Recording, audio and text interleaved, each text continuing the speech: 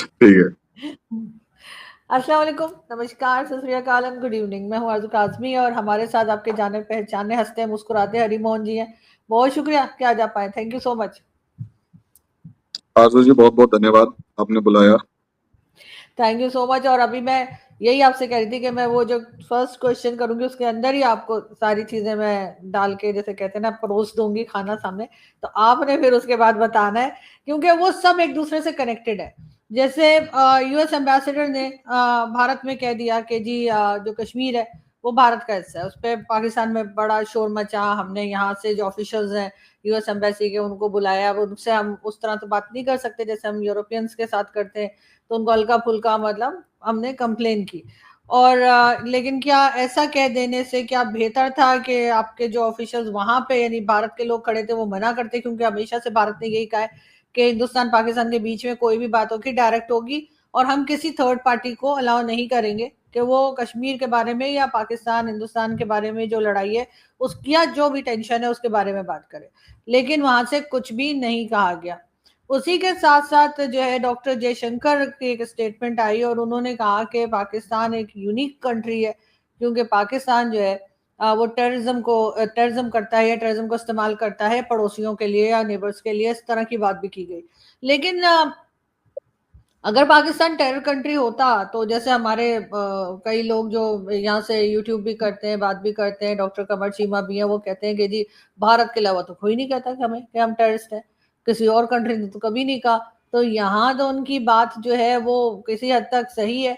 और अगर ऐसे ही होता तो फिर पाकिस्तान को डिफेंस पैक्ट का हिस्सा क्यों बनाया जाता, जिसमें सऊदी अरेबिया भी है, टर्की भी है और अब सुना है कि बांग्लादेश भी आने वाला है। अब आपकी बारी, क्या कहेंगे आप? आरजू जी, बहुत बहुत धन्यवाद। एक लंबा चौड़ा क्वेश्चन आपने पूछा, और उसके बाद आप कहते हैं कि ठीक है, आप ये बोल लेना जो भी है। देखिए, एक्चुअली सबसे पहली बात अमेरिका की। हम्म। अमेरिका ने ये कहा कि पाकिस्तान जो है, पाकिस्तान ऑक्यूपाइड कश्मीर जो है वो इंडिया का, मतलब कश्मीर वो इंडिया का इंटीग्रल पार्ट है। अब आप इसे देखिए कि आप नहीं समझते, हम समझते हैं। और उसके बाद आपने कहा कि थर्ड पार्टी इंटरफेरेंस के मामले में ये कहा कि अमेरिका जो है उसके स्टेटमेंट का हमने जवाब नहीं दिया। देखिए, आप और हमारी फॉरेन पॉलिसी के मामले में एक बेसिक डिफरेंस ये है। आपकी फॉरेन पॉलिसी जो है, यानी पाकिस्तान की जो फॉरेन पॉलिसी है, वो इंडिया सेंट्रिक है। पाकिस्तान इस चीज को माने या ना माने, आप इस चीज को माने या ना माने, पाकिस्तान फॉरेन पॉलिसी के नाम पर कोई भी डील करता है, कोई भी डिस्कशन करता है, कहीं पर भी प्रेजेंट होता है, एब्सेंट होता है, वहां पर पाकिस्तान का अपना कोई इंटरेस्ट नहीं होता। वहां पर सिर्फ और सिर्फ एक चीज देखता है पाकिस्तान के, भाई इस डील से, इस पैक्ट से पाकिस्तान को इंडिया के कंटेक्स्ट में कुछ फायदा होगा या नहीं। और मेरा यहां तक मानना है, और कई बार देखा भी गया है, कि जहां पर उसे इंडिया के कंटेक्स्ट में कोई प्रॉफिट नहीं हो रहा, या एटलीस्ट मिलिटरीली उसे कोई प्रॉफिट नहीं हो रहा, तो वो डील कभी नहीं करता। और यही एक कमजोरी दुनिया के हर उस देश को मालूम है जो कि साउथ एशिया के अंदर अपने इंटरेस्ट रखता है, चाहे वो चाइना हो गया, चाहे वो अमेरिका हो गया। अब यहाँ पर जब वो आपसे डील करने आते हैं तो उन्हें आपकी कमजोरी का एक हिस्सा ये पता है कि आप इंडिया सेंट्रिक हैं, लेकिन आपकी कमजोरी का दूसरा हिस्सा भी पता है कि आप अगर उनके चंगुल से या उनके एग्री करने से या उनकी बात से अगेंस्ट जाएंगे या कुछ ऐसा करेंगे, तो उनके पास हथियार भी कौन सा है जिसको वो यूज करके इंडिया की तरफ झुकते हुए दिखाई देंगे, और पाकिस्तान को परेशानी होगी, या यूं कहें कि पाकिस्तान तिलमिला उठेगा। आप इसे ऐसे देखिए कि आप इस टाइम पर पूरी दुनिया के सिनेरियो में पाकिस्तान कहाँ खड़ा है, आप ये समझिए। जब से ईरान वॉर शुरू हुआ है, इसी में मक्का एग्रीमेंट के ऊपर भी डिस्कशन हो जाएगा। जब से ईरान वॉर शुरू हुआ है, ईरान वॉर जब से शुरू हुआ है, तब से पाकिस्तान को, भाई शुरू शुरू में तो माना गया कि पाकिस्तान अमेरिका का साथ देगा। और मेरा ऐसा मानना है कि जब पाकिस्तान अमेरिका का साथ देगा, तो क्या पाकिस्तान ने ईमानदारी से अमेरिका का साथ दिया? तो मुझे ऐसा लगता है कि आंसू जी, जब ये खबर आई कि पाकिस्तान ने ईरान के फाइटर जेट्स को या ईरान के जेट्स को बचाने के लिए उन्हें अपने एयरबेस पर डॉक करवा लिया या रुकवा लिया या छिपा लिया, और इस खबर का पाकिस्तान की तरफ से कोई बहुत ज्यादा सा अपोज नहीं किया गया, तो पाकिस्तान उस टाइम पर कहाँ खड़ा था मैं नहीं जानता, वो आप बताएंगे। इसका मतलब एक तरीके से डबल क्रॉस होता है कि भाई आप अमेरिका की तरफ भी थे, लेकिन आप पाकिस्तान की तरफ भी दिखाई दे, ईरान की तरफ भी दिखाई दे रहे थे। यानी हमारे यहाँ इसे कहते हैं दोनों मुट्ठियों में लड्डू रखना, कि जी हम आपकी तरफ भी हैं, हम उसकी तरफ हैं, हम तो सबके हैं। और आरजू जी बिल्कुल सिंपल बात है, जो सबका होता है वो असलियत में किसी का नहीं होता। यानी अगर पाकिस्तान चाइना का भी है, अगर पाकिस्तान अमेरिका का भी है, अगर पाकिस्तान सऊदी अरेबिया का भी है, ईरान का भी है, तुर्की का भी है, मालदीव्स का भी है, बांग्लादेश का भी है, इसका मतलब पाकिस्तान किसी का नहीं है, क्योंकि पाकिस्तान के जो डिक्लेयर्ड इंटरेस्ट हैं उससे कहीं ज्यादा पाकिस्तान के इंटरेस्ट जो है वो हिडन है। और प्रॉब्लम वहीं से आती है, जब एक इंसान हिडन इंटरेस्ट के लिए काम कर रहा होता है तो वो ट्रस्टवर्दी नहीं होता। यहीं से कहानी शुरू होती है मक्का एग्रीमेंट। सवाल है, मैं इस चीज को बार बार डिस्कस कर रहा हूं कि भाई मक्का एग्रीमेंट की अगर आप बात करते हैं तो पहली बात उसे आप इस्लामिक नाटो पोज कर, पाकिस्तान जो है इसे इस्लामिक नाटो की फॉर्म में प्रोजेक्ट करने की कोशिश कर रहा है। तो एक बार हम समझ लेते हैं कि कलेक्टिव सिक्योरिटी की जो रिस्पॉन्सिबिलिटी है उसका डेफिनेशन में क्या आपका ये जो इस्लामिक नाटो है ये फिट बैठ पा रहा है या नहीं। तो उसके लिए इस इस्लामिक नाटो को समझने के लिए हमें ओरिजिनल नाटो, मैं कॉपी पेस्ट या प्रोटोटाइप की बात नहीं कर रहा, ओरिजिनल नाटो की अगर मैं स्टडी करूं तो मुझे पता लगता है कि नाटो कंट्रीज का जो कॉमन एनिमी था 1950 60 से, मतलब 1945 से लेकर और 1992 तक, कॉमन एनिमी जो था वो था यूएसएसआर, सोवियत यूनियन।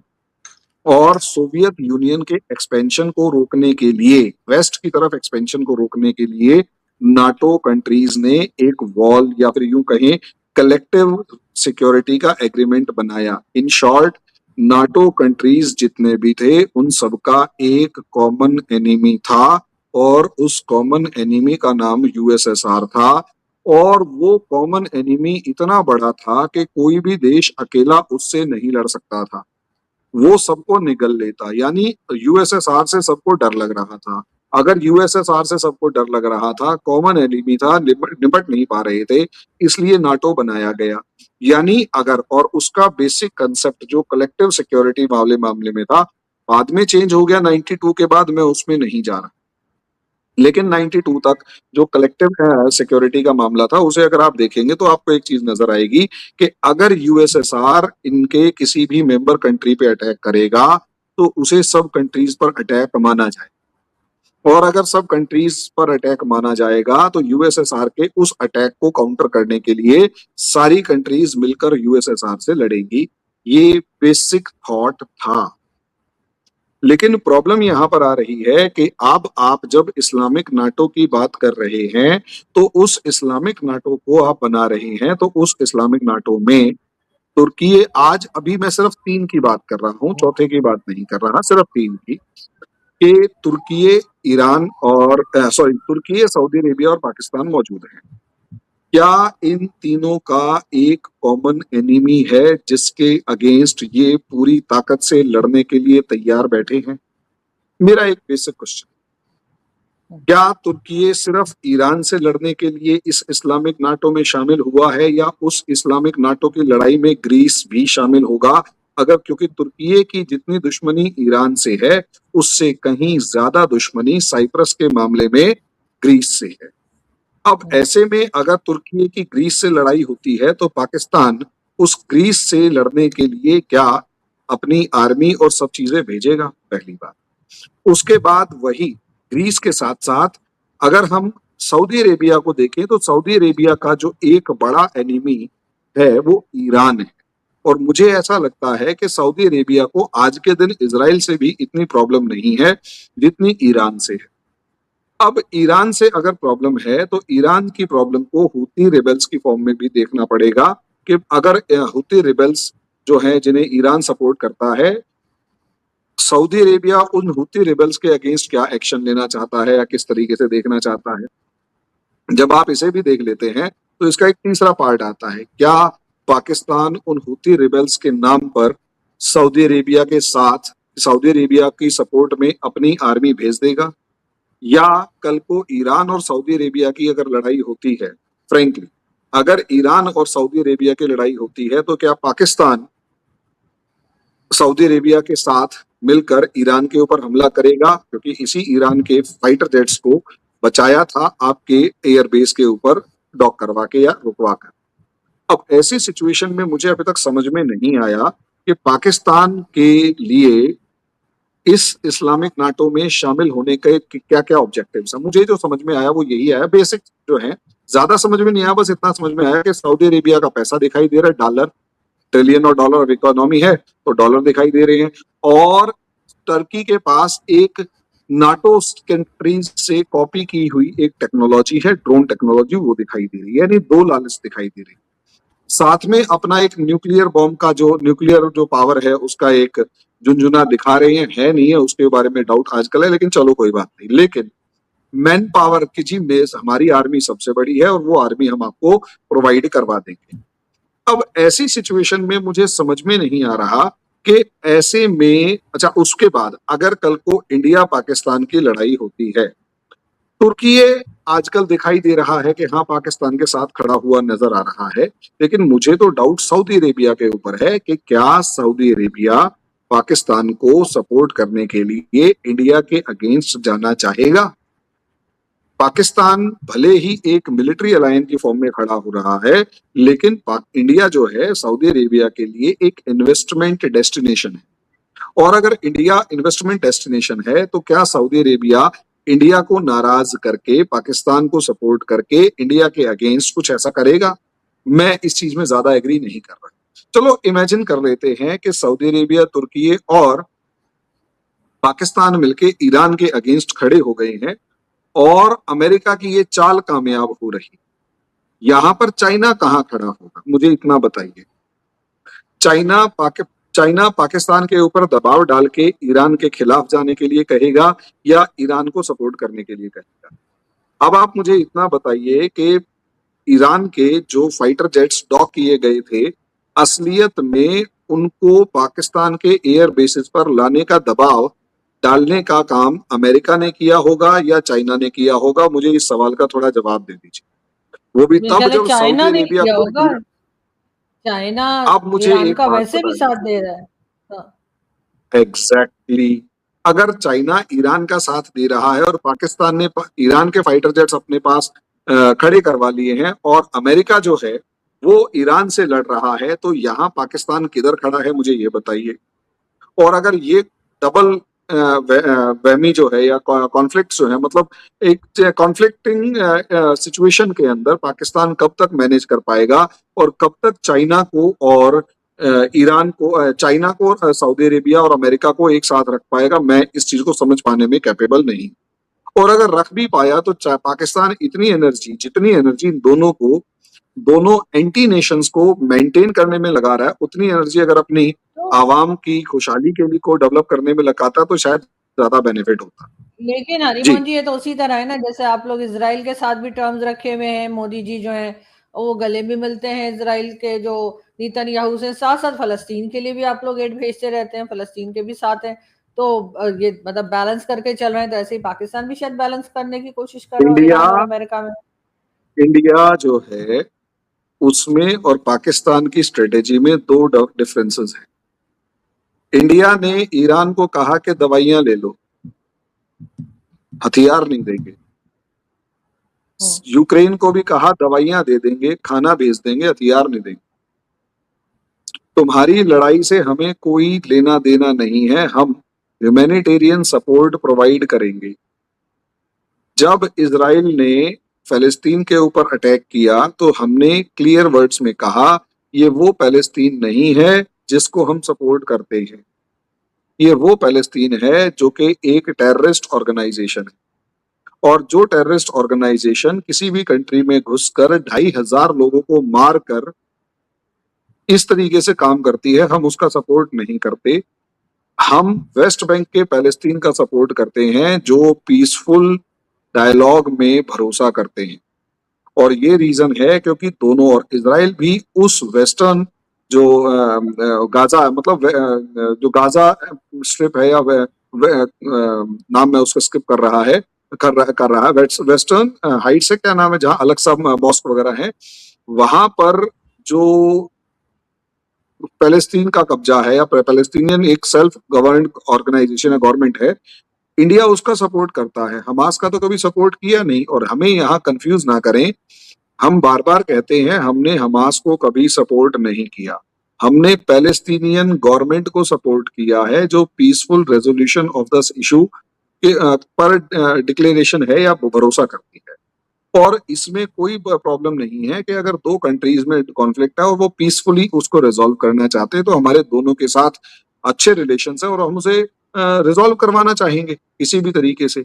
लेकिन अगर कोई जाकर हमास के साथ खड़ा होकर इसराइल के अगेंस्ट खड़ा हुआ है, तो भाई ऐसी सिचुएशन में तो हम नहीं है ना। यानी हमारे देश में एक कंट्री जब दूसरी कंट्री से लड़ रहा है, तो हमने किसी को भी प्लेन्स को डॉक करने के लिए, उसको तेल या खाना पानी देने के लिए कोई काम नहीं किया है। हमारी स्ट्रेटेजी यहाँ पर बिल्कुल क्लियर है। हमें ये समझना, आप सबको समझना होगा, हम किसी भी कॉन्फ्लिक्ट जोन में फिशिंग करने नहीं जाते। हम ट्रबल्ड वाटर्स में अपने इंटरेस्ट के अकॉर्डिंग फिशिंग करने नहीं जाते। हमने जब रशिया यूक्रेन वॉर हुआ, तो हमने यूक्रेन के साथ भी ह्यूमैनिटेरियन ग्राउंड्स में डिस्कशंस रखे और अपने इकोनॉमिक इंटरेस्ट को देखकर रशिया से सस्ता तेल खरीदते रहे। लेकिन हमने ना तो रशिया को वेपन सप्लाई किया, ना ही यूक्रेन को वेपन सप्लाई किया, ना ही रशिया की बैक स्टैबिंग करी, ना ही यूक्रेन की बैक स्टैबिंग करी। हम सिर्फ यही कहते रहे, this is not an era of war. Pakistan कभी भी ये नहीं कह रहा एरा ऑफ वॉर, ये तो कह रहा है हाँ जी तुम भी मुझे दे दो, तुम भी मुझे पैसे दे दो, डॉलर दे दो, हथियार दे दो, सब कुछ दे दो, मैं तुम सबका हूं। अगर अमेरिका और ईरान वॉर जोन में है या वॉर स्टेट ऑफ वॉर में है, तो ऐसी सिचुएशन में ईरान, या तो आप अमेरिका की तरफ है या ईरान की तरफ है, या किसी तरफ नहीं है। प्रॉब्लम ये है आप दोनों तरफ थे, तो दोनों को एक साथ ना रखें। इसीलिए क्योंकि आप दोनों तरफ हैं, इसका मतलब दो बिल्लियों की लड़ाई में बंदर रोटी खा रहा होता था, तो खाई थी, वैसा ही ईरान जो है इस टाइम पर सिचुएशन में, मतलब पाकिस्तान उस सिचुएशन, उस गेम को खेलने की कोशिश कर रहा है कि अमेरिका ईरान लड़ रहे हैं और पाकिस्तान दोनों से बेनिफिट उठाने की कोशिश कर रहा है, यहाँ तक कि चाइना से भी बेनिफिट उठाने की कोशिश कर रहा है। इसीलिए हमारे डॉक्टर एस जयशंकर ने कहा कि Pakistan is a unique country. Unique country इसीलिए कहा है कि पूरी दुनिया में इकलौता ऐसा देश है जो कहीं भी लड़ाई हो, ये अपनी आर्मी को सप्लाई करने से लेकर, नाम से लेकर, जो नॉन स्टेट एक्टर्स हैं, जो टेररिस्ट हैं, उनकी सप्लाई करने से लेकर हर तरीके से आगे पहुंच जाता है और ये कहता है कि हाँ जी मैं तुम्हारे साथ हूं, बताओ क्या करना है। इस चीज का सॉल्यूशन मेरे मतलब ये इसी वजह से इसे यूनिक कंट्री के बारे में कहा। अब आपके जो चीमा साहब कहते हैं कि जी ये तो इंडिया ने ही कहा है, इसके अलावा हमें किसी ने नहीं कहा है, तो आरजू जी माफ कीजिएगा, एक्चुअली सीधी सी बात ये है कि पूरी दुनिया में अगर आपको किसी ने कुछ नहीं कहा, तो यूनाइटेड नेशंस की जो रिपोर्ट्स आती हैं कि जितने डेजिग्नेटेड टेररिस्ट्स हैं उनमें से सबसे ज्यादा पाकिस्तान में ही हैं। तो अब भाई हमने साफ कह दिया कि आप एक यूनिक कंट्री हैं, और यूनाइटेड नेशंस ये कह रहा है कि दुनिया के सबसे ज्यादा डेजिग्नेटेड टेररिस्ट जो हैं वो पाकिस्तान में हैं, तो दोनों का मतलब क्या है? इसी तरीके से अगर यूनाइटेड किंगडम के अंदर वहां के पार्लियामेंटेरियंस कह रहे हैं कि दुनिया का सबसे ज्यादा ग्रूमिंग गैंग जो है, 95% से 99% तक ग्रूमिंग गैंग्स जो हैं वो पाकिस्तानियों के बने हुए हैं, तो इसका भी मतलब यही है कि वो यही कह रहे हैं कि आपके साथ कुछ प्रॉब्लम है। लेकिन यहाँ पर आप ये कह रहे हैं कि नहीं नहीं नहीं नहीं, प्रॉब्लम तो सबको हमसे है, ठीक है, लेकिन हमें किसी ने अब तक ये कहा नहीं है कि उन्हें प्रॉब्लम है, इसलिए हम प्रॉब्लमेटिक नहीं। ये क्या तो बकवास है सर भाई? सीधी सी फिर बात है, हमें पीस दुनिया के टॉक ऐसा अंदर क्यों, सर हमें फिर क्या पीस टॉक ऐसा क्यों बनाया? अगर हम इतने बुरे हैं, तो हमारे यहाँ पीस टॉक क्यों हो रही थी, जो ईरान अमेरिका की आरजू थी? जी, आरजू जी यही तो प्रॉब्लम है कि देखिए, एक होता है पीस एस्टेब्लिश करने वाली पावर, और दूसरा होता है एक दलाल। दलाल का काम होता है कमीशन खाना, इसे गलत मत समझिएगा। बिजनेस टर्म्स में जिसे आप कुछ भी कह रहे हैं वो दलाल का काम होता है पैसे खाना, और वो पैसे खाकर दोनों तरफ से बात करेगा, इधर से भी हिस्सा लेगा और उधर से भी हिस्सा लेगा। और पीस एस्टेब्लिश करने के लिए जो पीस मेकर होता है उसका दोनों से कोई इंटरेस्ट नहीं होता। पाकिस्तान एक ऐसी कंट्री है जो दोनों को टेबल पे बिठाता है। आप इससे अच्छा मुझे एक बात बताइए, ऐसा क्यों होता है? अगर आप इतने ही ईमानदारी से पीस मेकर होते और पीस डीलर नहीं होते, पीस की डील करने वाले डीलर नहीं होते, तो अमेरिकन डेलीगेशन को लेने के लिए एक बंदा जो है वो बिल्कुल फॉर्मल अटायर में जाता है, और उसी टाइम पर ईरान के डेलीगेशन को लेने जाने के लिए वो अपना पूरा का पूरा मिलिट्री आउटफिट के अंदर सज धज के जाता है। अरे भाई, अगर इतनी ही ईमानदारी थी और दोनों को बराबर ही तोलना था तो दोनों को एक जैसी ड्रेस के अंदर रिसीव करते और एक जैसे पोस्टर के साथ रिसीव करते। और अमेरिका अगर तो इतने पसंद ही नहीं आप करता ना, अगर अमेरिका को आप कोई आर्मी के ड्रेस में रिसीव करेगा तो अमेरिका आरजू की जो बात है को वो घुमाने की कोशिश डेमोक्रेटिक ना कंट्री, करें, उनको तो पसंद नहीं आएगा। आप बात को घुमाने की कोशिश ना करें। दुनिया का कोई भी कंट्री इस तरीके की बात पसंद नहीं करता कि एक उनको रिसीव करने के लिए कोई मिलिट्री ऑफिशियल आए, और जब वो भी तब जब पीस डील में आए, और उसके बाद असलियत में बॉडी मतलब एक पोस्चर होता है। पोस्चर ये था कि आपके साथ हम मिलिट्रीली डील कर सकते हैं अगर हमारी बात आप नहीं मानेंगे। और यही रीजन है कि जो ईरान के डेलीगेट थे उन्होंने कंसर्न कहा दिया था कि हमारी जान को खतरा है। आप ये सोचकर देखिए कि हमारी जान को खतरा है। उन पीस मेकर्स या पीस को जो डेलीगेट्स आए थे पीस के लिए, वो सारे के सारे यही कहते हुए नजर आए थे। तो माफ कीजिएगा, ये रियलिटी है आपके साथ कि आप जो हाँ, आपकी सबसे बड़ी अचीवमेंट ये है कि क्योंकि आपको अपनी वो जो दाग थे वो छिपाने थे, तो आपका एक बहुत बड़ा नेक्सस इंटरनेशनल मीडिया के अंदर बहुत ही इफेक्टिव पोजीशंस के ऊपर मौजूद है।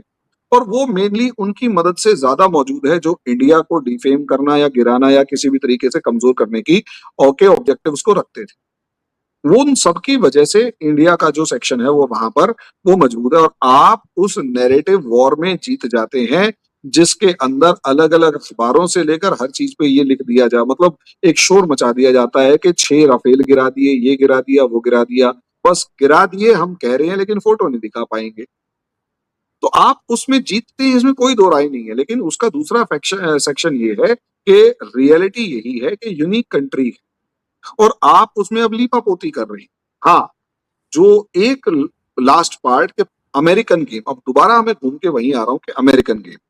तो देखिए, मामले को समझिए, अमेरिका आपके साथ बिल्कुल वैसे ही ट्रीट कर रहा है जैसे आप। भाई, एक जो डीलर है, डीलर हमारे यहाँ जब इस तरीके की डील की जाती है, आज भी एक रियलिटी है, मैं कभी है ना, आज तक का रिकॉर्ड है, मैंने कभी किसी डील के अंदर ब्रोकरेज नहीं, मैं कहता हूं कितनी भी हो मैं नहीं लूंगा, क्योंकि उससे मेरा ईमान खराब होता है, क्योंकि मैं फिर किसी एक तरफ या सही बात कहने से हमने भी झिझकूंगा, कोई और जहां पैसा से तो मुझे नहीं पैसे, लिया सर, यहाँ के कौन सा पैसा पकड़ा है। अरे आरजू जी, जरूरी नहीं है पैसा ही मिले, बहुत सारे बेनिफिट्स भी होते हैं। अब जो बेनिफिट्स होते हैं अगर वो भी मिल रहे हैं तो आप ईमानदारी से किसी के सही का साथ नहीं देते। तो यहाँ असलियत में आपके साथ प्रॉब्लम यही है कि अच्छा, और ऐसे में अब हमारे को जब डील करनी होती है और सामने कोई डीलर बैठा हुआ होता है, तो हम हमेशा उस डीलर की एक कमजोर नब्ज दबा के रखते हैं कि बेटा, अगर तूने जरा सा भी कुछ इधर उधर किया तो तेरी गर्दन हमारे हाथ में है या तेरी पूंछ हमारे हाथ में है, ऐसे पटकनी मारेंगे तो देख लेगा। अमेरिका भी आपके साथ वही कर रहा है। आप पीस मेकर नहीं है, आप असलियत में पीस डीलर हैं, और उसमें डील कर रहे हैं और करवा रहे हैं जिसमें आप अपनी ब्रोकरेज चार्जेस चाहते हैं। पॉसिबली अमेरिका ने ये तो कह दिया कि ठीक है, आपको ब्रोकरेज चार्जेस तो दे देंगे, लेकिन आपको सारी पीस का डील हमारे अकॉर्डिंग करवानी पड़ेगी। अब प्रॉब्लम ये है कि उसमें एक डील, उस पीस डील के अंदर एक हिडन जो प्लेयर है वो चाइना भी है, जो पीछे से आपको पोक कर रहा है कि हमारे अकॉर्डिंग होगा, हमारे अकॉर्डिंग होगा। ऐसी सिचुएशन में आपके ऊपर दबाव बनाए रखने के लिए कश्मीर के कॉइन को इस्तेमाल किया गया है पाकिस्तान के अगेंस्ट। ये चीज इंडियन गवर्नमेंट बहुत अच्छे तरीके से जानती है। ऐसे में सर्जेई गौर गौर आता है, जो भी नाम है उसका, गौर जैसे ही आता है वो आके जो स्टेटमेंट देता है और वो जो भी मतलब होता है उसमें हमारी गवर्नमेंट ने साफ तौर पर समझ लिया कि हाँ भैया ये असलियत में हमें खुश करने या रियलिटी में या ट्रुथ बोलने के लिए नहीं आया है, ये पाकिस्तान के ऊपर एक प्रेशर क्रिएट करने के लिए आया है। अब उसमें भी ये डबल गेम खेल गया, प्रेशर क्रिएट करना कि इंडिया का हिस्सा है और रेजोल्यूशन के लिए हम इंपॉर्टेंट रोल प्ले करने के लिए तैयार हैं, ऐसा ही कुछ स्टेटमेंट है। अब अगर हम तैयार हैं तो इंडिया तो उसके अगेंस्ट है। अब या अगर इंडिया इसमें बोलेगा तो जो मेन बात है कि इंडिया का इंपॉर्टेंट हिस्सा है वो पीछे हट जाएगा। रियलिटी ये है। तो हमें पता है और इसलिए बहुत सोच समझ के ऑर्गेनाइज्ड मैनर, मतलब बहुत प्लान्ड मैनर में ये कहा कि ठीक है बोल दिया, हम उसको चुपचाप देख रहे हैं। अब तुम तैयार हो, तैयार होके दूल्हा बने बैठे रहो, हमें क्या है। हमें आपके फर्स्ट स्टैंड से मतलब था कि आप कश्मीर को इंडिया का हिस्सा मानते हैं, दैट्स इट। हम भी एग्री कर रहे हैं, आप भी एग्री करो, काम खत्म। बाकी आप दूल्हे बन के तैयार होके बैठे रहे, हमें कोई दिक्कत नहीं है।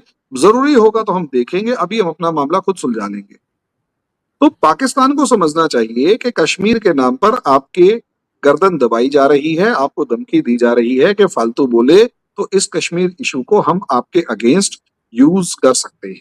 पॉसिबली पाकिस्तान के समझदार लोग इस चीज को लेकिन जानते हैं और इसीलिए इस मामले में जी लेकिन सिर्फ एक एम्बेसडर के ये कह देने से अगर आप लोगों को इतनी खुशी हो रही है और आपको लग रहा है कि सारा इशू जो सालों साल से चल रहा है वो हल हो गया है, क्या ऐसा ऐसा कोई इंप्रेशन है? क्योंकि कई लोगों को नहीं, कुछ लोगों का मैंने देखा, आरसी जी माफ वीडियोस कीजिएगा, देखी, वो यही कह रहे हैं कि जी हम एक तरह से जीत चुके हैं वो एम्बेसडर के ये कह देने से। आरजू जी एक बात ये देखिएगा, कौन क्या कह रहा है मैं उस पे नहीं जा रहा। आप तो वो इल्हान उमर को कश्मीर की यात्रा करवा के तालियां बजवा रहे होते हैं। आप अगर इल्हान उमर, जिसको ट्रंप पता नहीं क्या क्या कह चुका है उसके, और बड़ी सभा में ओपनली कह चुका है, वो जो मतलब खुद एक फ्रॉड लेडी है, उसको कश्मीर घुमा के तालियां बजवा रहे होते हैं और खुद नाच रहे होते हैं कि जी वो आके कह गई, वो आके कह गई। तो हम ये तो फिर भी एक डेजिग्नेटेड पोस्ट पर एम्बेसडर है, और एम्बेसडर अगर ऐसा कह रहा है तो, और वैसा तो है नहीं, और अगर हम ज्यादा खुश हुए होते तो तालियां बजा रहे होते, थैंक यू कह रहे होते। हम तो कुछ नहीं का, कोई रिस्पॉन्स ही नहीं किया। सीधी सी बात है, कोई रिस्पॉन्स मैं नहीं किया ट्रम्प हमने। की बात को हमें अगर पता आप है कि इतना सीरियस, एम्बेसडर है, लेकिन एक बात और, एम्बेसडर का स्टेटमेंट गवर्नमेंट, उस कंट्री की गवर्नमेंट के स्टेटमेंट के तौर पर देखा जा सकता है, ये आप भी मानते हैं। इसलिए जो भी एम्बेसडर होता है वो बहुत ही तरीके से, बहुत ही सफिस्टिकेटेड मैनर में किसी भी बात को तोल मोल के बोलता है, बहुत तोल के बोलता है, बहुत जिसे कहते हैं ना जज करके बोलता है कि भाई कहीं कोई गलती ना हो जाए। तो ऐसे में ये स्टेटमेंट एक फॉर्म में तो यूज किया जा सकता है और हमें उसमें कोई प्रॉब्लम ही नहीं है। तो आप उसको कह रहे हैं कि सिर्फ उसने ही कहा, मैं कह रहा हूँ आप तो पता नहीं किसके इसके कहने पे नाच उठते हैं। वो तो शुक्र मनाओ कि आपको, मतलब हमें ट्रंप के ड्राइवर का नाम नहीं पता। अगर ट्रंप के ड्राइवर का ड्राइवर भी बोल देना कि कश्मीर पाकिस्तान का, ये तो तब ढोल बजाना शुरू कर दे, वो ये कह दिए जी। नहीं, मेरा ख्याल है कि इस चीज में थोड़ा सा हमें, हम लोगों को, दोनों कंट्रीज को थोड़ा मेच्योर होके सोचना चाहिए और बिहेव करना चाहिए। इस तरह से ना तो इस तरह से कोई आरजू इशू हम सॉल्व मेच्योर नहीं हैं, होगा। आरजू हम मेच्योर हैं, आपको मेच्योर होना है। और दूसरी अब बात, ये इशू सॉल्व हो या ना हो या ना हो, देखो हमने बहुत कोशिश कर ली। हमने अमन की आशा, समझौता एक्सप्रेस और न जाने क्या क्या कर लिया, और इतने कबूतर उड़ा लिए सफेद वाले, इतने कबूतर उड़ा लिए, और जितने कबूतर उड़ाए वो सारे कबूतर, उनकी हड्डियां और पंख हमारे कंट्री में फेंक के मारे गए। आप इससे और क्या हमारी कंट्री को सोचकर देखेंगे कि 2008 में आपकी तरफ से इतना बड़ा अटैक होता है, अजमल आमिर कसाब जो है वो पकड़ा जाता है, उसके बाद भी हम लोगों ने क्या नाम है अमन की आशा टाइप के कुछ प्रोग्राम्स करवाए आपके यहाँ से, जो बहुत सारे डेलीगेट्स यहाँ पर आके बिल्कुल पीसफुली उसको डील करने के लिए, मतलब पीस एस्टेब्लिश करने के लिए करते हैं। बाद में क्या मिला? इससे ज्यादा और क्या होगा कि हमारा प्रधानमंत्री बिना बुलाए, बिना किसी इनविटेशन के आपकी कंट्री में जा रहा है एक फ्रेंडली पोस्चर देने के लिए। मिला क्या? पठानकोट। उसके बाद हमारी भी तो एक लिमिट है ना, तो हमारे अंदर वो लिमिट आ चुकी है। कि यार हम अब बर्दाश्त नहीं करेंगे, टिट फॉर टैट। पाकिस्तान से 2008 में मुझे याद है आरजू, 2008 में जब पाकिस्तान की तरफ से वो अटैक हुआ तो बार बार आपके जितने भी पैनलिस्ट होते थे वो इंडियन चैनल्स पर आके धमकी दे रहे होते थे, मत भूलो पाकिस्तान एक न्यूक्लियर ममालिक है, हमारे पास न्यूक्लियर बॉम्ब है, हमारे पास न्यूक्लियर बॉम्ब है। 2016 में हमारे जो डिफेंस मिनिस्टर थे मनोहर पर्रिकर, उन्होंने स्टेटमेंट एक सिंपल सा दिया था, वो तो हमारे पास भी है और हमने कोई दिवाली पे पटाखे फोड़ने के लिए थोड़ा ना इस्तेमाल करने हैं भाई। और सबसे बड़ी बात, वो नो फर्स्ट यूज पॉलिसी हम लोग बोलते थे और उसके बाद हमने कहा भाई नो फर्स्ट यूज पॉलिसी है कि हम सोचेंगे भी, लेकिन अगर हमें लगा कि हमारी कंट्री के ऊपर कोई न्यूक्लियर अटैक करने जा रहा है तो हम घर में घुस के मारेंगे और उसको उस हद तक तबाह और बर्बाद करेंगे कि ठीक है भाई। और मैं इंतजार थोड़ा ना करूंगा कि मेरी कंट्री के 20 लाख लोग कोई मार जाए और उसके बाद मैं कहूं कि नहीं जी अब मैं रिस्पॉन्ड करूंगा। तो उसके बाद आपके पैनलिस्ट ने वो न्यूक्लियर थ्रेट देना बंद कर दिया। इसका मतलब ये है कि आपको समझ में आ गया कि हमारी तरफ से क्या हो रहा है, तो वो मैच्योर्ड रिस्पॉन्स ही है। नहीं खैर, इस तरह के जो पैनलिस्ट होते हैं कम से कम उनको तो इतना सीरियस लेने की जरूरत नहीं होती। आरजू पाकिस्तान की माफ कीजिएगा, नहीं नहीं नहीं नहीं नहीं, आपकी कंट्री के अंदर जो पैनलिस्ट होते हैं उनको सीरियस लेने की जरूरत है, क्योंकि वो बिना ग्रीन सिग्नल के, मैक्सिमम एक्सेप्शंस में से एक मेरे सामने बैठी है, लेकिन आपके जो एस्टेब्लिशमेंट है उसके बिना, ग्रीन सिग्नल के बिना तो इतना बोल ही नहीं सकते। ये चीज हमारे वाले नहीं बोलते थे कभी ना, आप आज भी बोलते हैं। बस ये है, नहीं आर्ग्यू नहीं कर लेते हैं कि ठीक है यार आप बताइए ना, मेच्योरिटी हमारे अंदर है, आपको मेच्योरिटी की जरूरत है। हमारी गवर्नमेंट बहुत मेच्योर है, बहुत डेफिनेटली, क्योंकि सोफिस्टिकेटेड मैनर में डील कर रही है। हमारे यहाँ तो खैर शेख रशीद और कौन कौन ये सब कुछ बोलते रहे हैं और मेरा ख्याल है बिल्कुल मेच्योरिटी की जरूरत है, होनी चाहिए, क्योंकि फायदा कोई नहीं है। पाकिस्तान ने लड़ लड़ के देख लिया हर तरफ से, अब अफगानिस्तान की तरफ से भी लड़ाई हो रही है तो कुछ मिल नहीं रहा, नुकसान ही नुकसान है। Thank you so much Harimohan ji, आपने आज ज्वाइन किया, बहुत अच्छा लगा आपसे बात एक करके। Thank you thank you. से पहले, थैंक यू से पहले आरजू, आपने मेच्योरिटी की बात की, एक जी जी। एक एक लास्ट लाइन, हाँ हाँ। मेच्योरिटी की बात की। देखिए मेच्योरिटी उसे कहते हैं जिस तरीके से हमने गलवान क्लैश को हैंडल किया। आप एक एग्जांपल बता दीजिए कि आपने गलवान क्लैश जैसा कोई मैटर मेच्योरिटी के साथ हैंडल किया हो और बहुत बड़ी लड़ाई जो हो सकती हो उसे रोक दिया हो। आपके पास एक एग्जांपल नहीं मिले। मेच्योरिटी की आप बात कर रहे थे, तो खैर इसीलिए मैंने, आपको हो सकता है बहुत से लोग मुझे एरोगेंट कहेंगे, ये क्या एरोगेंट है, लेकिन हाँ एग्जाम्पल तो आप देखिए ना कि इस एरोगेंसी को अगर आप कह रहे हैं तो उसका एक एग्जाम्पल खुद भी तो सोच कर देखिए कि हमारी कंट्री ने बहुत मेच्योरिटी के साथ एक मैटर को हैंडल किया। आपके पास एक भी फिलहाल एग्जाम्पल ऐसा नहीं है। फिलहाल तो ये ईरान और अमेरिका की वॉर रुकवाने का क्रेडिट खुद ले रहे हैं और कह रहे हैं कि थर्ड वर्ल्ड वॉर शुरू हो सकती थी, हमने रुकवा दी। लेकिन अगर आप उसको माने तो सही है, नहीं माने तो ना माने, क्या करें। वैसे मैं मानता हूं कि पाकिस्तान ने गलवान क्लैश भी रुकवाया था, चलो मान लेते हैं, मानने में क्या है। पाकिस्तान ने खैर, गलवान क्लैश भी रुकवा दिया, पाकिस्तान ने जितने भी इंडिया के सारे प्रॉब्लम्स हैं वो रुकवा दिए, बस वो मोदी के साथ उनको थोड़ा सा कंफर्टेबल नहीं है। हाँ मोदी जी के साथ जरा सा प्रॉब्लम है, लेकिन ये है कि आई होप के आगे, ये साल खत्म हो रहा है लेकिन साल खत्म होने तक जो है हालात कुछ बेहतर हो जाएं खराब होने के बजाय, क्योंकि बहुत हो गई, लोग तंग आ चुके हैं और पब्लिक जो है वो थोड़ा सा सुकून का सांस लेना चाहती है। Thank you so much Harimohan ji.